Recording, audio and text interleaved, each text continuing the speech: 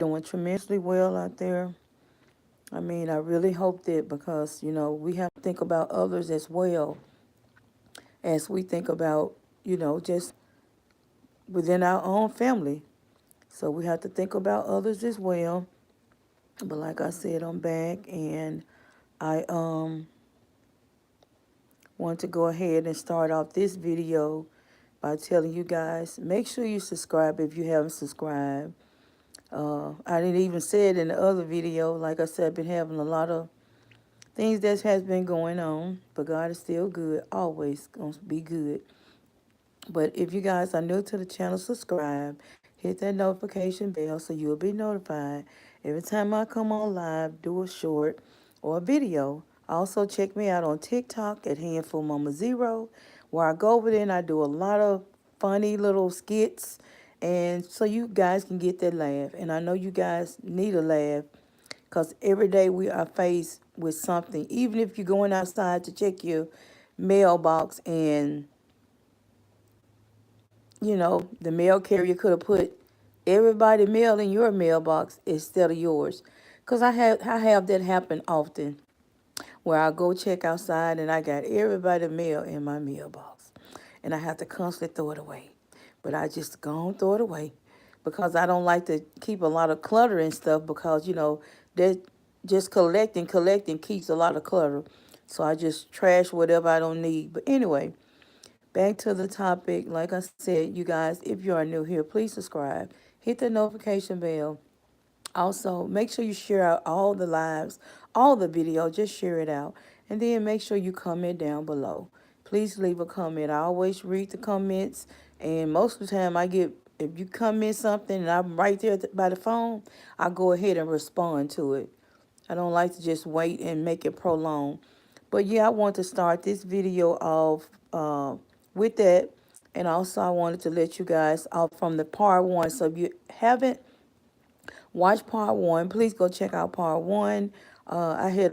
My oldest son had a serious emergency. I'm talking about serious emergency that happened with him where he was going to need to go in and be seen by the emergency room quickly. So what happened was on part two, I was just kind of talking about it, but I had to come back with part two. I mean, part one, I was discussing it, and I said I would come back with part two, and it's probably going to be a part three as well. It might be a part four, because, my son is going to be recovering for a while, so it's probably might even be a six. I just want to keep you guys updated for the people that really, care. And Sue D, I know you will watch this, and that's one of my supporters. You guys go check out her channel. It's SU, I think it's a small S and a U is together, and then the D is a capital D, but it's Sue D, and I can't remember her number that's behind her name, but it's Sue D. And I'll try to possibly put it somewhere in one of these updates on, what's going on with my son. Or I tell you what, if you won't see it if I don't put it in this video, just go to my community post because I'm going to do an update on my community post about what's going on with my son. So just go to community post and you'll see her information in there. I'm telling you, she has a good channel. I'm telling you everything that you need to know about Bath and Body Works, the sales, and all of the sales at Raw's or Hobby Lobby. You want to visit her channel because she keep me up on a lot of the sales that's happening. Like all that, because Bath and Body Works, they have all kind of sales that's going on daily. And they just had, I think, the 75% off sale. So yeah, she keep me up on all the sales. And she buy a lot of interesting things. So if you like to watch those kind of videos where people are always buying stuff, keeping you up on the latest sales, keeping you up with the latest coupons, check out her channel because you're going to be enjoying it, and you're also going to, I'm telling you, you're going to like it. I love when people save. I love when people tell me the latest sale so I can get up and go try to, get it or get it for a birthday or something. So It's like I said, if you like couponing, saving on things, Bath and Body Work, Ross, Michaels, check out her channel. She gonna keep you updated. Okay. But I'm gonna put her name and information in my on my community post. But if you guys can look it up, it's Sue D. It's SU, small SU, and then a capital D, and that should bring up.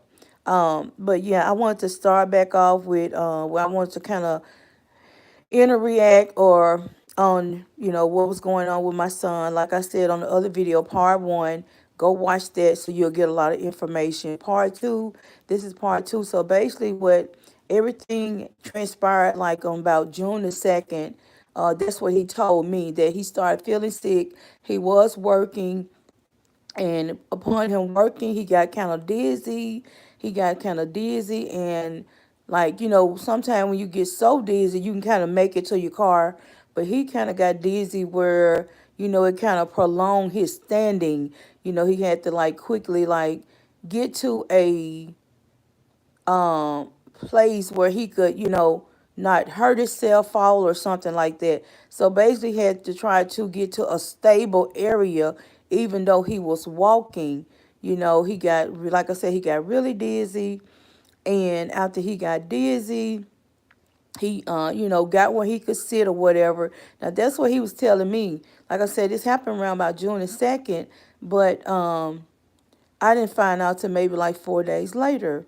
I did get a text from him, but it was just a text based about some business that, you know, some of his business and something that we had to try to take care of. But it was nothing about, I'm feeling bad, da da da.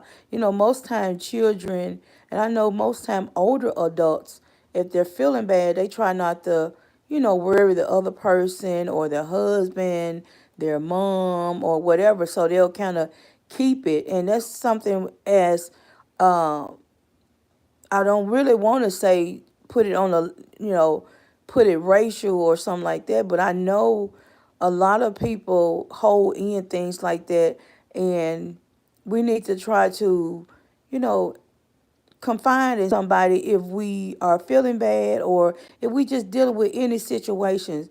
Because a lot of times we think it might be bad, so bad that we keep it disclosed among ourselves.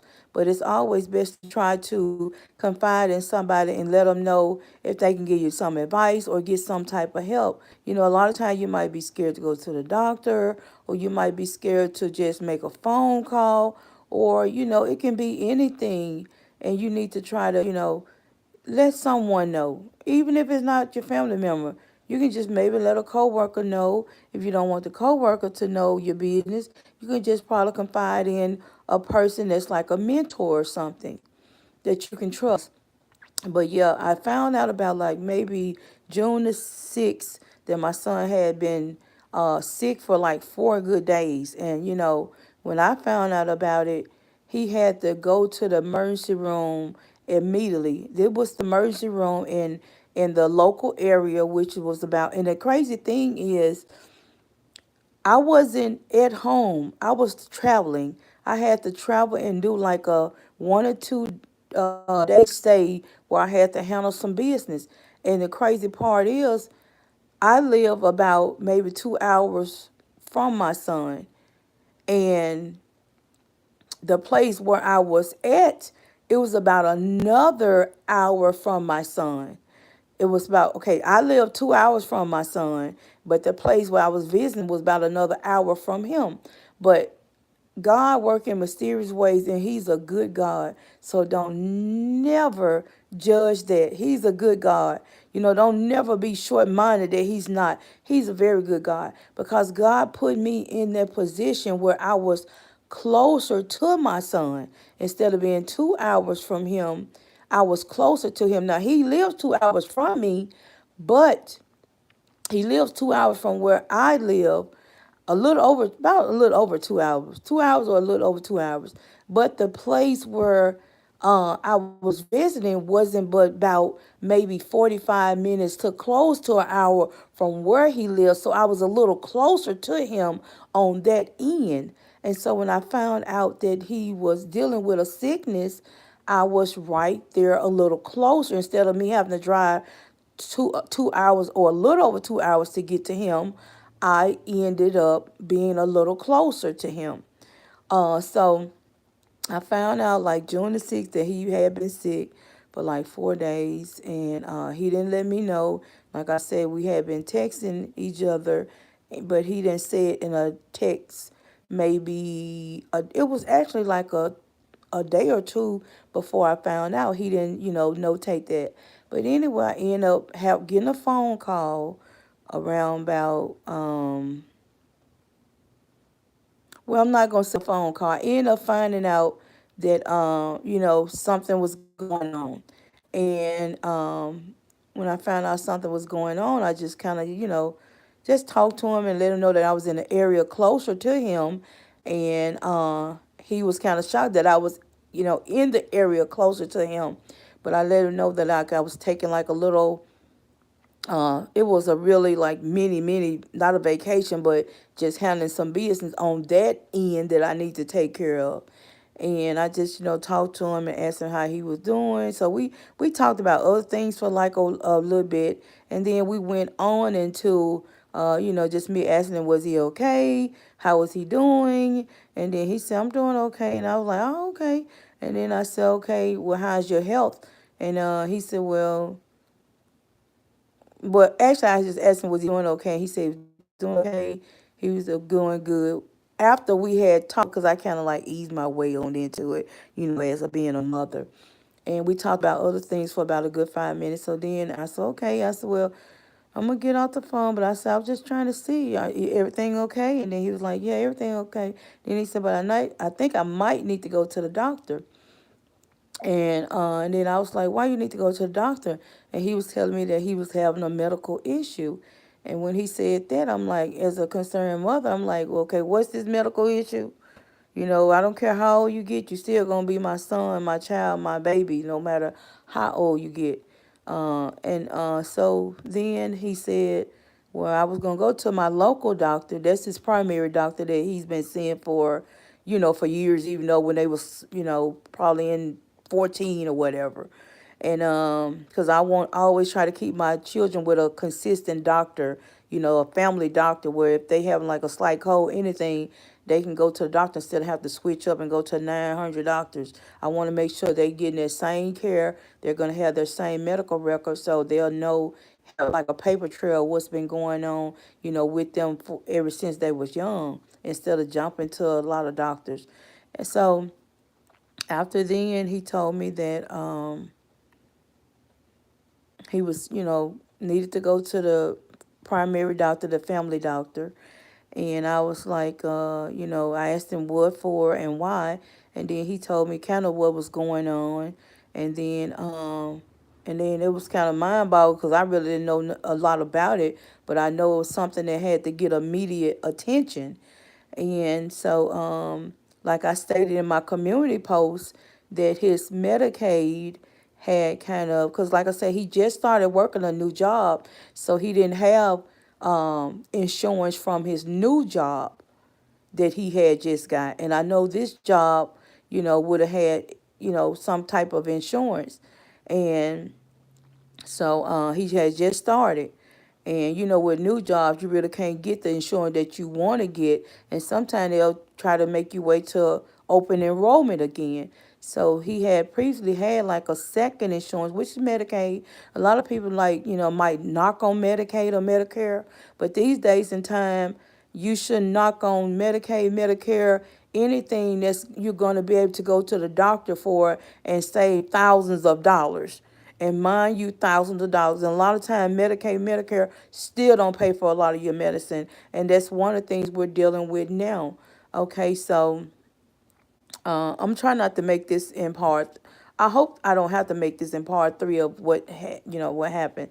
So end up on June, like I said, I found out June the 7th, early that morning around about 9 o'clock. And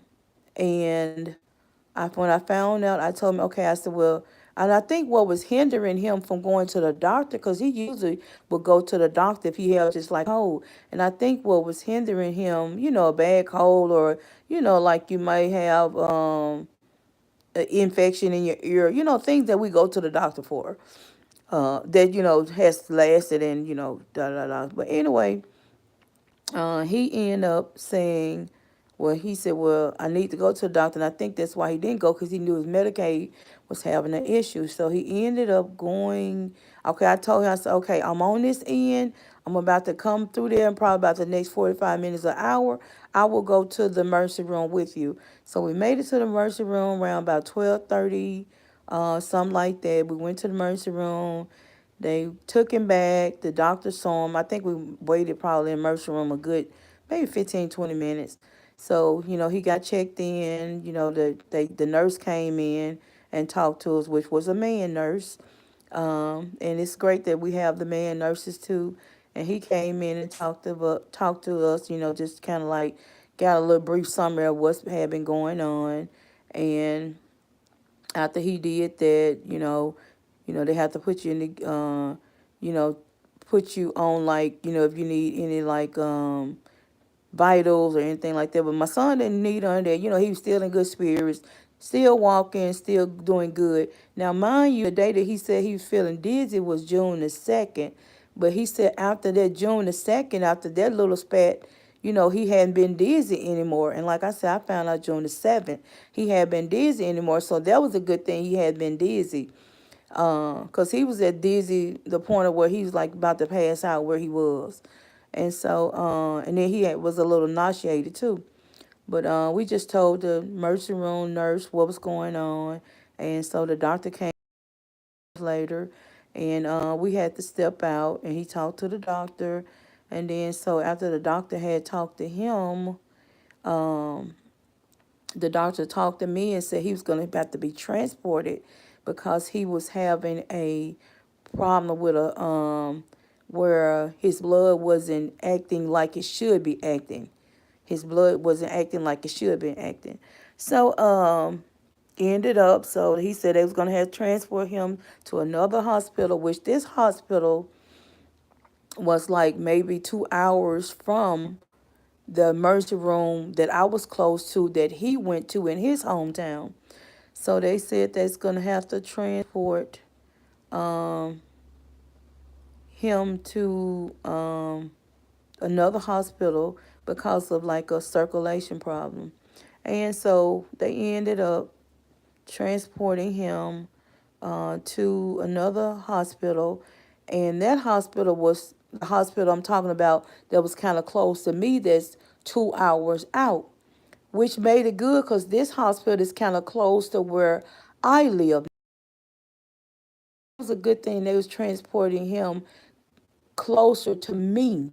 And like I said, God worked in mysterious way because I was on that end and I could like pass through his hometown, get him to that emergency room, and then the hospital that he was transported to by ambulance because it was an emergency situation. That was about 20 minutes from where I live. So all of it worked good together. God, like I said, God was in the whole situation, in the whole plan. He never left me or my son or forsake and left neither one of us. So he put me down there closer to my son because I never would have been down there before on that end.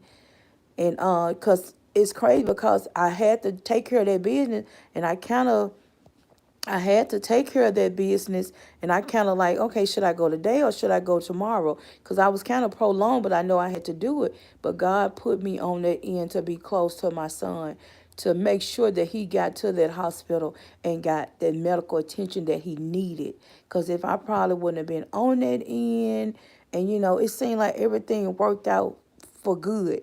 Because like I said, I usually talk to my son or text him, every other day or every day. So, but sometimes I guess you have to just push a little further to make sure our younger adults are okay. Okay, so ended up he made it to the emergency room that he was transported to, and by the time, because I had to drive in my vehicle from the first emergency room hospital 2 hours out to where they had transported him. So by the time I made it to that hospital, They was trying to. It was, the hospital was so loaded, but my daughter, my adult daughter, she was already on this end. So by the time he made it, and I know I had to drive, I was about 30, 40 minutes behind the ambulance because I had to make sure his vehicle was taken care of, and this was not going to be left at the first hospital, So I had to get somebody to pick that vehicle up. And so by the time I made it, that put me behind the ambulance 30 to 40 minutes. So by the time I made it to the second hospital, they had saw him, diagnosed him with something really serious, you guys. Something really serious. They had diagnosed him with something really serious. And so by the time they diagnosed him, they told him that he's going to need surgery, but surgery couldn't be performed on that Friday. He was going to have to contact the doctor on Monday, which was a clinic that he was going to have to go to and talk to this doctor, this specialist, I guess. And so he ended up, by the time I made it to the hospital, y'all, they gave me like the runaround. I'm not constantly asking for my son. I told them that he came in by ambulance. I let them know that my daughter should have been with him because I told my daughter, I called my daughter and told her that, they was transporting my son with her brother and be at the hospital when he make it. So when he talk to the doctor or get to the doctor, when he see them in the emergency room, some type of, one of the family members would be there with him because we always need somebody with us. So I called her. She was about a good 20 to 25 minutes out from the second hospital that she had to drive to. So I told her to be safe, seatbelt, da da da da. Because mind you, I hadn't made it back to my area because I was out of town as well. So when I told my daughter of everything was going on, she was like mind boggled and shocked as well. I left the day before, everything was gravy, and then I called her with news like she like shocked and like what all this and happening. You left here yesterday trying to take care of business, and I'm just waiting on Polly. She's waiting on me to return, and then I call her with the news of your brother's being transported. It's very serious. Make sure you're there until I make it so he can be with some type of family member. So my daughter, she was in the emergency room with him when he got, the and I think it got a little emotional, and she was there for him, and I thank God that she could be there for him, and I thank God she wasn't with me handling my business on my travel, so she could be there with him. Because I had to, like, I was driving my vehicle, I was trying to get his vehicle from the first hospital. So, it was just a lot going on. I couldn't be in two places at one time. So I ended up making it to the hospital. Like I said, they was acting all out of whack, and I still tried to be humble like God and try to still hold my composure because they were saying, they didn't see my son in the system. They didn't see that he came through the emergency, and I'm letting them that he came in on ambulance, and he got to be in this system because he came to this hospital. So finally, I went to like and I went to one of the nurses and I said, ma'am, I said, my son should have made it here a good 45 minutes ago, close to an hour. And I gave her the name. She said, well, I don't see that name. So she said, hold on, let me check another spot. And I said, ma'am, I really need to see what's going on. Have my son been seen? What's going on? She said, probably why you had to go from here to there. And she said, I'm sorry about that. But she said, he's already been discharged. So he had been discharged uh, by the time I made it, which was like 45 minutes to an hour later, because I had got, held up trying to handle some of his other affairs before I made it to the second hospital, but I just made sure my daughter was there with him. And so by the time I made it, I hope this, y'all look like I'm gonna have to charge this phone. So it's gonna be a part three on what has happened, so far. I gotta charge my phone up. So it ended up after he was discharged. it's crazy because my son had my charger to charge his phone up while he was on the way to the hospital in the ambulance. So my phone was dead. So, but about my phone not having no life, no battery, I couldn't find out where he was from using my phone. So I had to ask the nurse. I said, "Well, can I use your phone?" So I used the nurse phone and I called my daughter and she said, "Okay, we have made it to Walmart." So they have made it to the Walmart like maybe 10 minutes down the road from the hospital. And so I pulled up, and my son didn't even have his changing clothes. So I pulled up to the hospital, and I mean, I pulled up to Walmart where she said they had made it. And he told me what was going on. He gave me his discharge paper, and he told me what they said, which was kind of like a shocker to me. But I told him that that's okay. We're gonna work through it. Don't even worry about that. And I told him, it was kind of like a shocker, and I know it was a lot on his mind. Um, and when my daughter kind of told me, what my daughter came to the truck and told me, and when she said that, I was like, huh? That was something that was so very that I would have never thought, because like I said, from the first hospital, they was kind of telling me what was going on, but they really didn't like get in details of it. And I kind of like looked up a little information about it, but I still didn't know the whole diagnosis. But when my daughter came to the truck and she told me that, boy, that's just, it's like I didn't want to show it in front of my son, but I just didn't. It's like my a million thoughts was, how you get just hit like a big car, or something had hit you. It's like I had got hit by a big car, and I'm pretty sure it's like he had been hit by several cars. But it was like I got hit, but it's like God was right there with me. Because as a mother, when you hear some devastating news, it takes you a whole, your mind a whole different place. But I knew I had God there with me. Y'all, God is so good. He just had my whole mentality, my whole, my whole mind, my whole demeanor, my whole emotion. So I wouldn't just flip out. So I just thank God. He's a good God. I just love him so much. And he know I do. I love him so much. God is so good. Where he prepare you for things. So you guys, I got to charge up this phone. We're going to get deeper into part 3 on what has happened since then. Yeah, I'll be right back, you guys.